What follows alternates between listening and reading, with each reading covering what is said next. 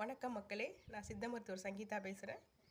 அதாவது இன்றைய உலகத்தில் சமாதானம், அமைதி, அன்பு அதை பற்றி சில வார்த்தைகள் பேசலான்னு இருக்கேன். இதுவே ஒரு மனநலம், அது ஒரு ஆரோக்கியமான ஒரு சித்த மருத்துவ வழிமுறையுமாகும்.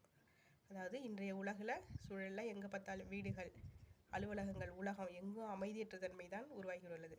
கருத்து முரண்பாடுகள், உயர்ந்தோர் தாழ்ந்தோர், அந்த அந்தஸ்து வேறுபாடுகள், சண்டைகள், வன்மம், அதே போல் மனதில் அமைதியின்மை உண்டு, உயிர் பலிகளை உண்டாக்குகிறது.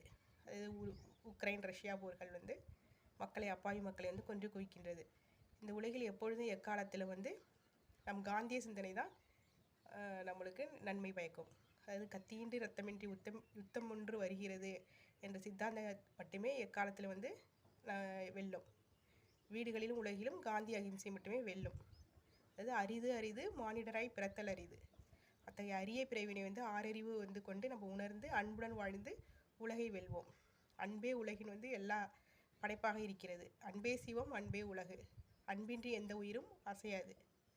அதாவது ஒருத்தரோட உரிமையை விட்டு கொடுக்கக்கூடாது, தட்டி பறிக்கவும் கூடாது.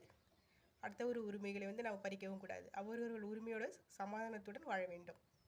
பெரியவர்கள் சிறியவரிடத்தும் அன்பான வார்த்தைகளையும் கொண்டு பழக வேண்டும். அதனால் வெறுப்பான சொற்களை அவர்கள் விளக்க வேண்டும். அதுபோல் குழந்தைகள் பெரியவர்களுக்கு அன்பான சொற்களை பேசி மகிழ வேண்டும்.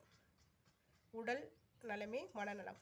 ஒருவருக்கு உடல் நலம், மனநலம் இரண்டு உடன் கலந்து வாழ்ந்தால்தான் ஆரோக்கியமான உலகத்தை உண்டாக்க முடியும். நன்றி, வணக்கம்.